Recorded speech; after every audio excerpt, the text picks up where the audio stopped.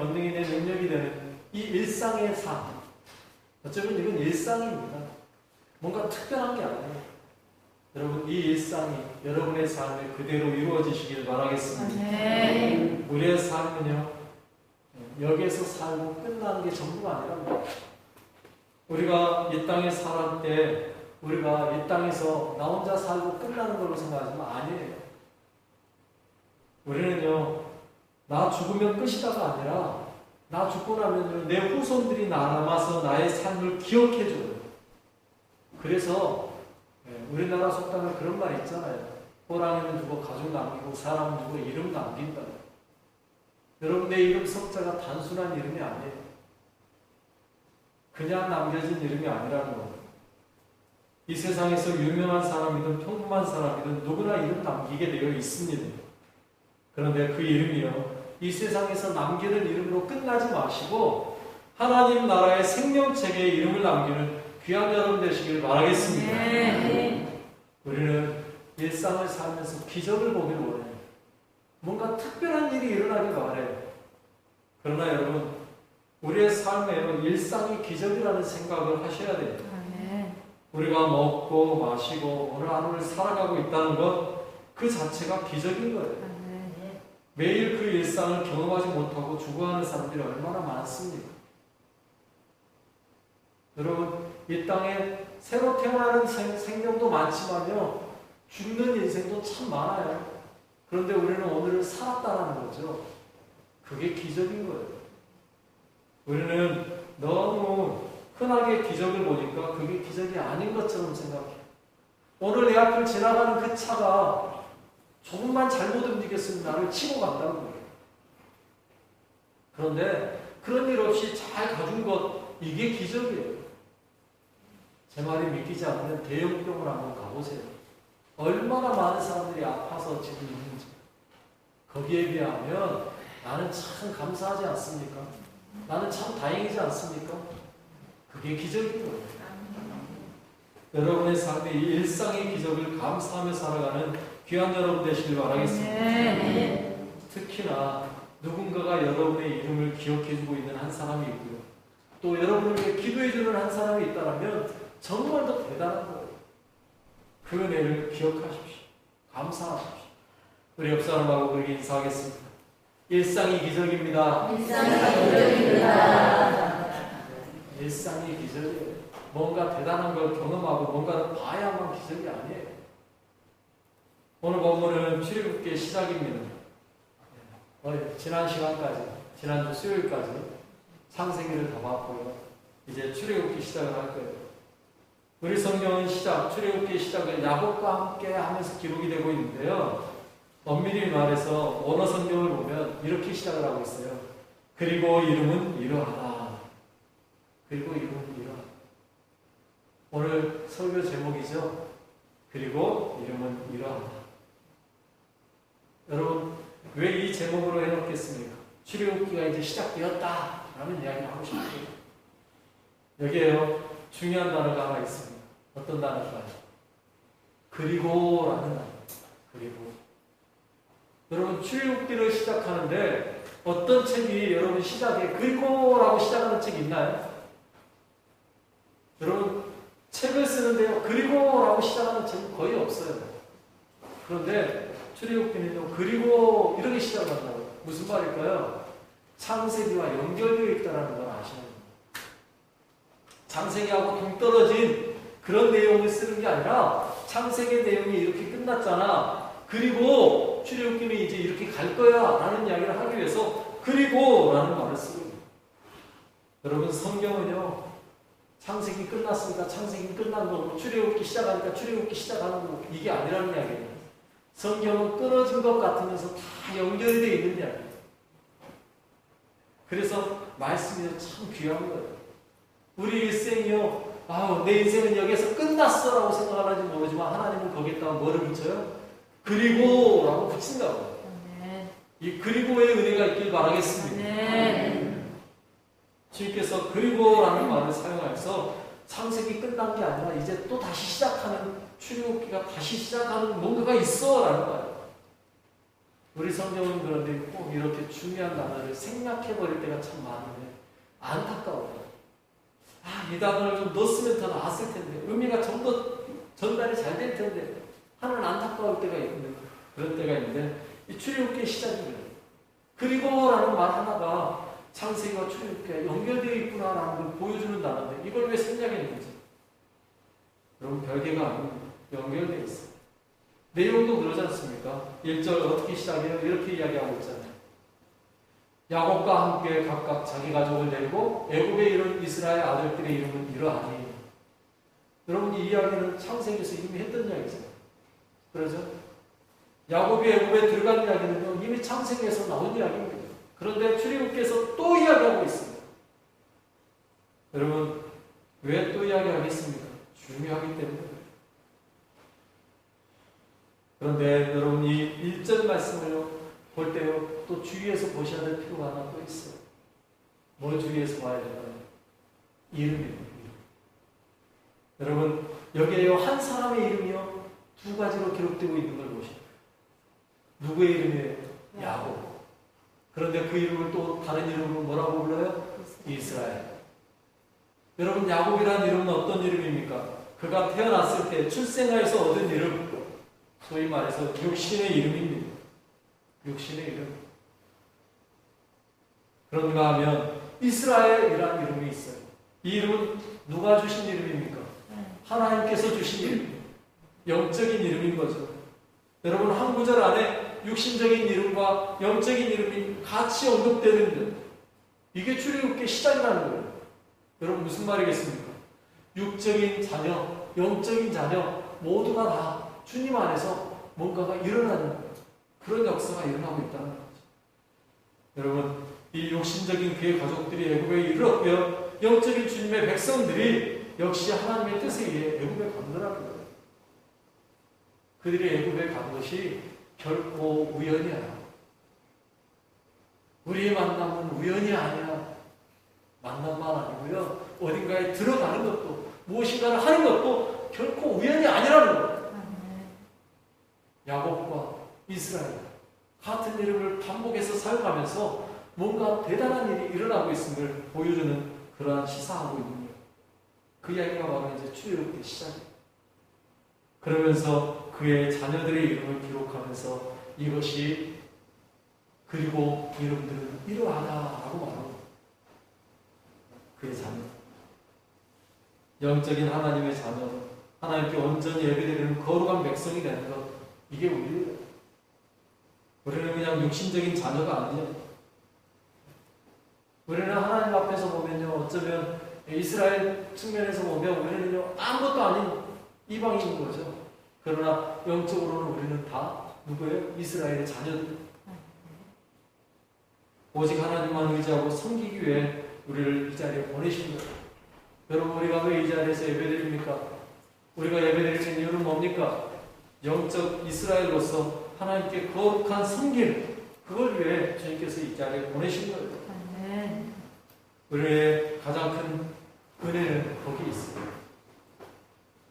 여러분, 이스라엘을 이제 거룩한 백성으로 만드시기 위한 하나님의 하나의 방법이 바로 애굽에 보낸 거예요. 여러분, 그래서요, 출애굽기 시작은요, 어떤 이야기냐면 창세기에서는 하나님이 내가 하나님이라는 걸 보여줬다면 이제 그 하나님을 믿는 백성이 누구인가를 보여주는 이야기가 바로 이 출애굽기예요. 그런데 그 백성이 누구인가를 알려면 먼저 그 백성이 만들어져야 되잖아요. 그 이야기가 오늘 본문에 있습니다. 어찌 보면 출애굽기 1장 1절에서 7절 그냥 쑥 읽고 넘어갈 수 있는 이야기예요. 별거 없는데 뭐 그러지 않습니까? 당연히 자녀들이 낳기 시작하면 번성해지겠지, 우리들의 생각은. 그런데 여러분, 이건요 대단한 이야기예요. 왠지 아십니까? 여러분, 그들의 가장 큰 목적이에요. 그들이 애국으로 들어온 가장 큰 목적이 뭔지 아세요? 생육하고 번성하여 충만해지는 거였어요. 하나님께서 그들을 애국으로 보낸 데는요, 그들이 생육하고 번성하여 충만해지게 하기 위해서 애국으로 보내요. 그래서 5절만 볼게요. 5절에 보면 이렇게 말하고 있어요. 야곱의 어리에서 나온 사람이 모두 70이요 요셉은 애굽에 있었더라. 여러분 몇 명으로 시작해요? 70명. 그런데 여러분 이 70명이요 애굽이라는 토양에서 크게 번성하도록 하는 하나의 씨앗이었다는 사실. 씨가 뿌려지면 어떻게 돼요? 많아져요. 지금 논에 뿌려진 벼들이 잘 자라고 있더라고요. 그러니까 여러분 그 논에 씨는 얼마나 뿌려졌을까요? 마직이라는 단어가 그런 의미라면서요. 한 말에 씨를 뿌릴 수 있는 땅이 한마직이라면서요. 한마직에서 과연 그러면 얼마나 거두나요?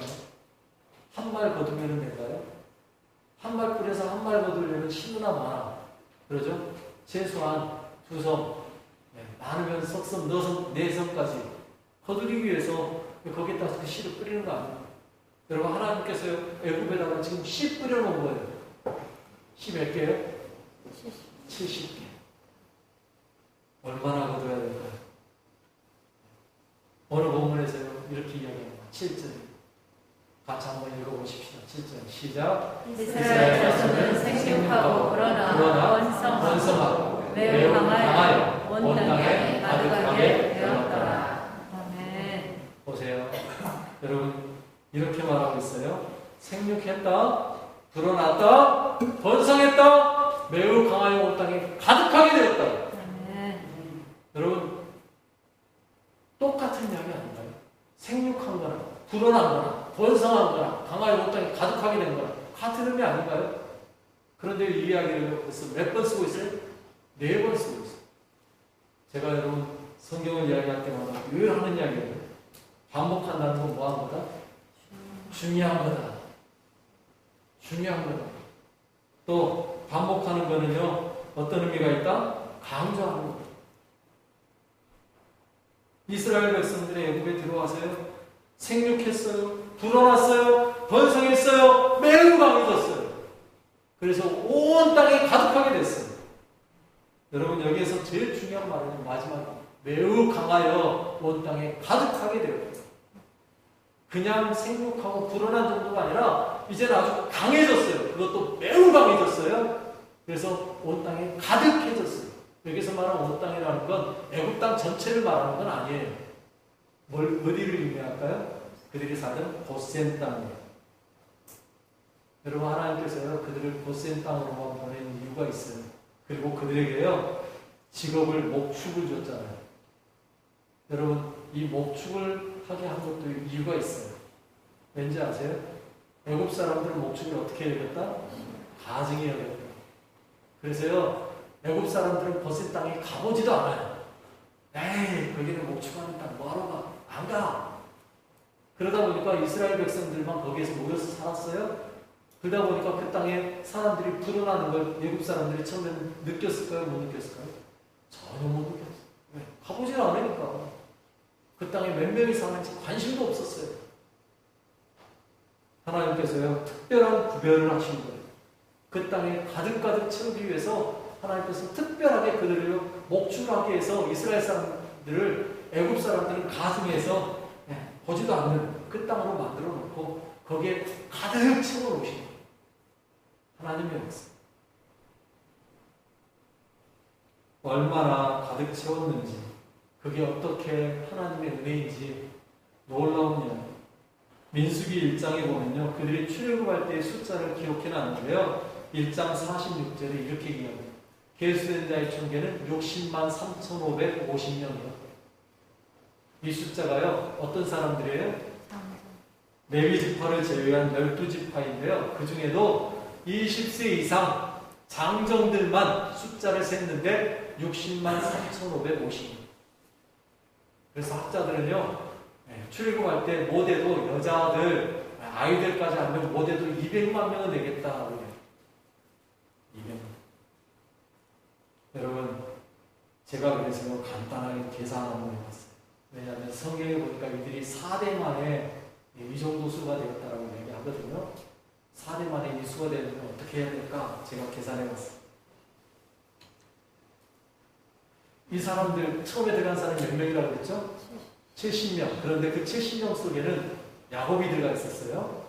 야곱 당연히 얘 안 낳겠죠. 가서. 그 다음에 12아들이 들어가 있었어요. 12아들 당연히 자녀들 다 나가지고 데리고 들어갔으니까 안 낳겠죠. 그럼 몇 명 가지고 낳기 시작했어요? 57명.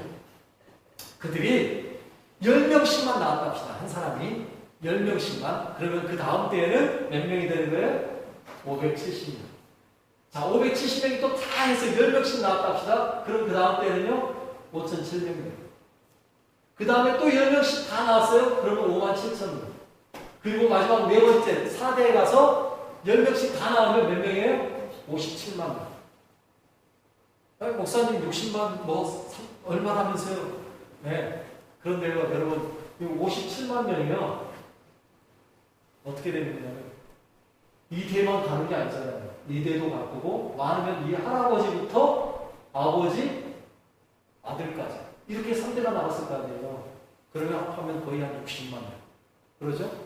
그런데 여러분 이 숫자는요. 어떤 숫자냐면 다 해서 계속해서 몇 명씩 낳아야 된다? 10명씩. 그것도 누구만? 아들만. 그리고 낳은 아이들이 한 명도 안 죽어요. 그런데 여러분 지금이야 기술이 좋아서 의료시설이 좋으니까 애 낳으면 웬만하면 안 죽지만 저때 당시에 그랬나요? 아니잖아요. 좀 죄송한 표현으로 이렇게. 우리 유권사님 태어나실 때만 해도 낳은 아이나 죽은 아이가 반반 정도 그랬을 거예요. 그러면 여러분 몇 명씩 낳아야 되는 거예요? 이 계산대로 한 명도 안 죽고 한다 합시다. 남자들만 해서 저렇게 되니까 그럼 여자까지 있어야 되니까 한 집안에 몇 명씩 낳아야 저렇게 되는 거예요? 20명씩 낳아야 돼요. 야, 말이 쉽지. 결혼해서 20년 동안 애만 갖고 있는 거예요. 말이 됩니까? 말이 안 되잖아요. 그러니 여러분 한번 생각해 보세요. 그들이요 애국에 들어가서요 사는 것 자체가 기적인 거예요. 왜요? 어느 집에나 애기 소리가 응애. 그것도 이번에 낳았는데 그 다음에 또 나. 그러더니 그 다음에 또 나. 낳고. 여러분 이게 기적 아닌가요? 여러분 지금 애굽에 들어간 그 사람들은요 날마다 기적을 경험해요. 어디에서요? 애 낳는 걸 보면서.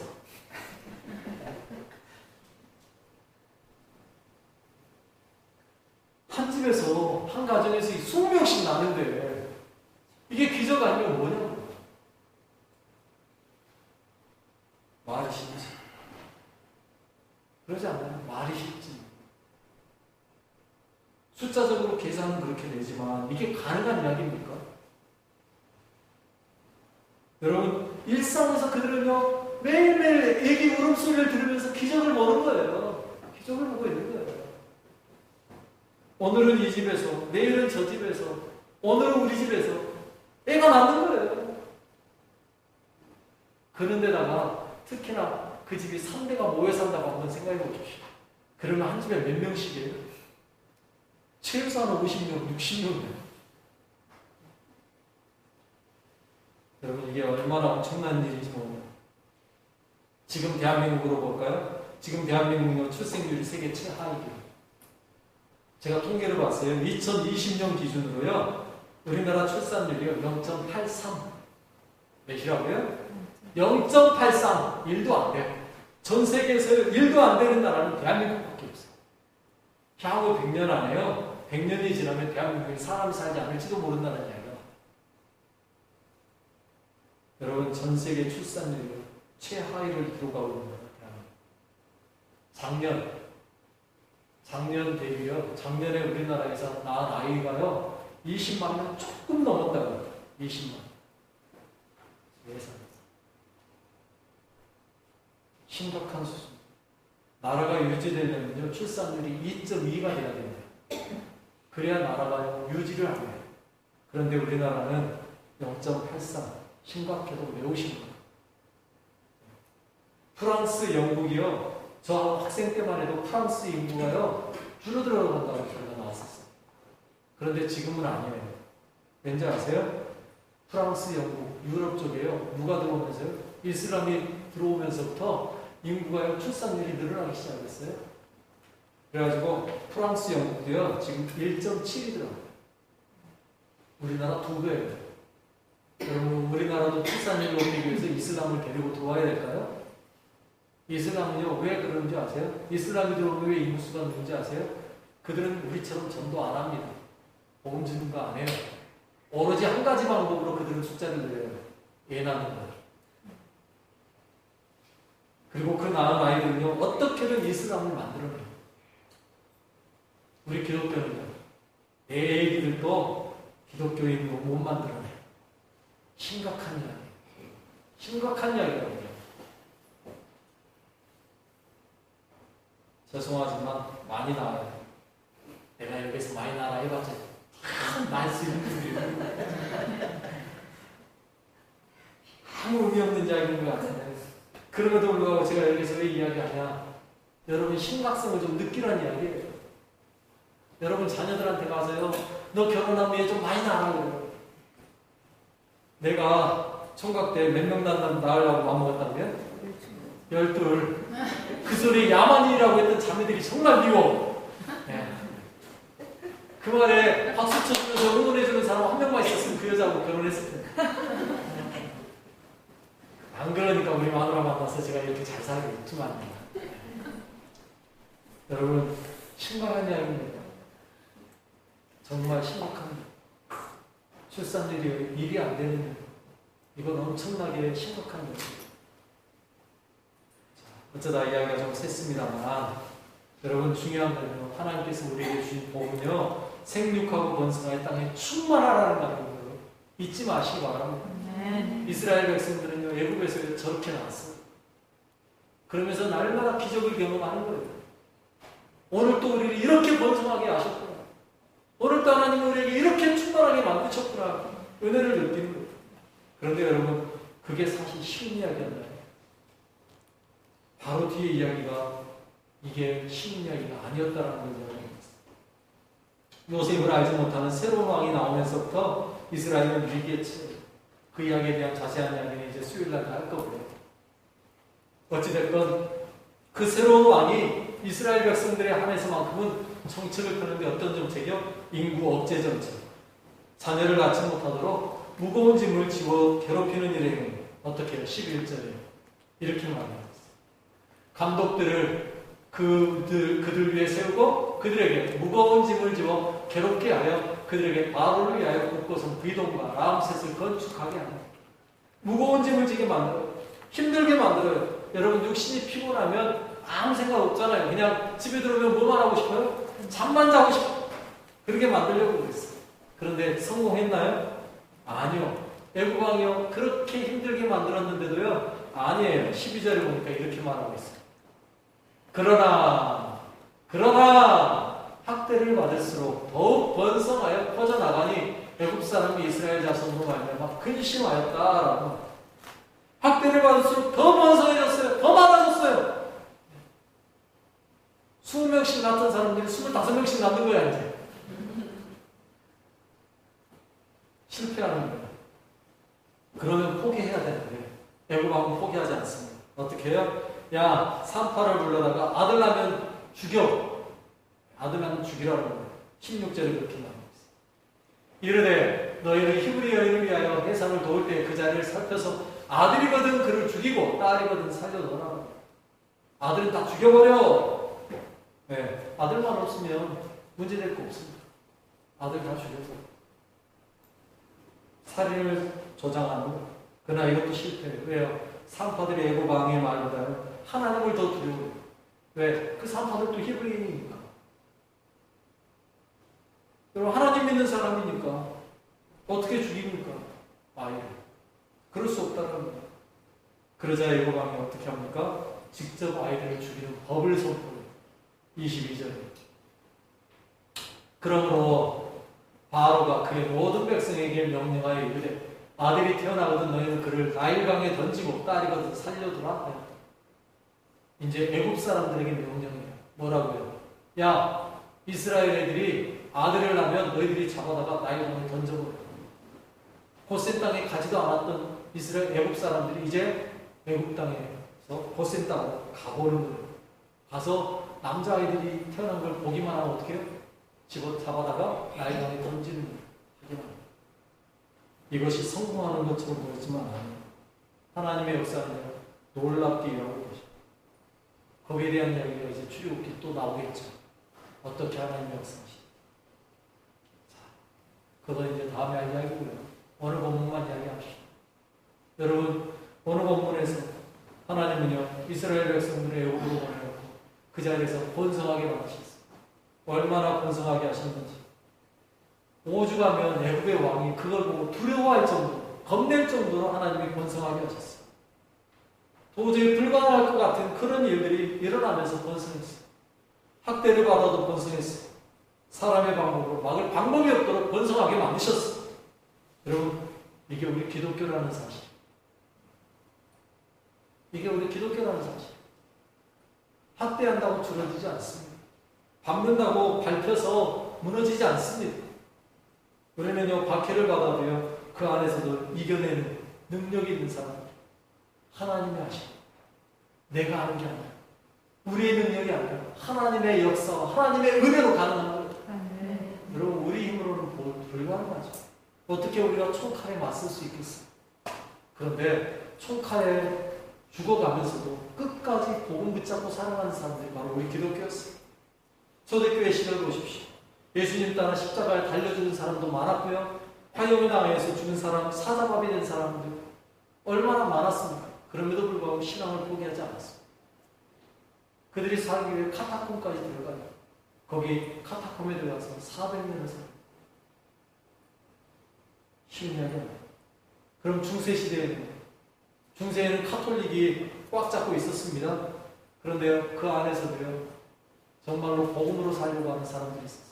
그런데 그 복음으로 살려고 하는 사람들을요, 카톨릭은요, 우리를 향하여 이단이라고 말했어요. 그러면서요, 잡아다가요, 화형을 시키는데, 참, 카톨릭이 하는 화형은요, 무서웠어요. 로마 시대의 화형은요, 잡아놓고 그냥 그 자리 그 밑에다 불을 싸질러가지고 한꺼번에 확 하게 만들었는데요, 카톨릭의 화형식은요, 불에 구웠다라고 표현해요. 밑에서 불을요, 세게 피우는 게 아니에요. 장작을 몇 개만 갖다 놓고요, 발부터요, 살살 익혀요. 그러게 죽였어요. 카톨릭이 얼마나 무서운 데인지 뭐. 그 일을 제일 먼저 시작했던 사람들이 예수의 사람. 여러분, 지금 로마 카톨릭 수장인 어디 사람이에요? 예수의 사람이에요. 프란체스코인가요? 지금? 예수의 사람은 그렇게 무서운 데입니다. 기독교를 말살하겠다고 만들어낸 단체가요, 카톨릭의 예수예요. 그럼에도 불구하고 성경이 읽는다는 이유로 그렇게 죽었어요. 그들이 성경이 읽는다는 이유, 하나님의 말씀 보는데 죽었어요. 개에 물려 죽고 톱으로 표징을 당하고 수많은 문화가 역경이 나왔지만 그래도 이겨냈던 사람들이에요. 지금요, 북한 땅에 이슬람 지역에 얼마나 많은 박해를 당하고 있는지 모르겠어요. 이집트라는 데는요, 모카탐이라고 하는 데가 있어요. 그곳이 어디냐면 쓰레기 하치장이에요. 그런데 그 모카탐에 모여서 사는 사람들이 있어요. 모카탐의 사람. 기독교인들. 로마 콥틱교도. 그들은 왜 그 쓰레기 하치장에 모여 사는지 아세요? 거기 안에서만 살아야 기독교를 믿을 수 있기 때문에. 그런데 그들은요, 그걸 포기하지 않고요. 그 쓰레기 하치장에서 나온 음식 먹고요. 그리고 거기에서 나온 것들을 재활용해서 팔아가지고 그걸로 먹고 살아요. 아무리 똑똑해도요, 기독교를 믿는다 그러면 이슬람의 국가에 들어갈 수도 없고요, 사람으로도 인정합니다. 그럼에도 불구하고 그들은요, 자기의 신앙을 지키기 위해서 콥틱교 그 안에 살아요. 여러분, 우리나라도 지금 똑같은 길로 가고 있습니다. 여러분, 교회가 마치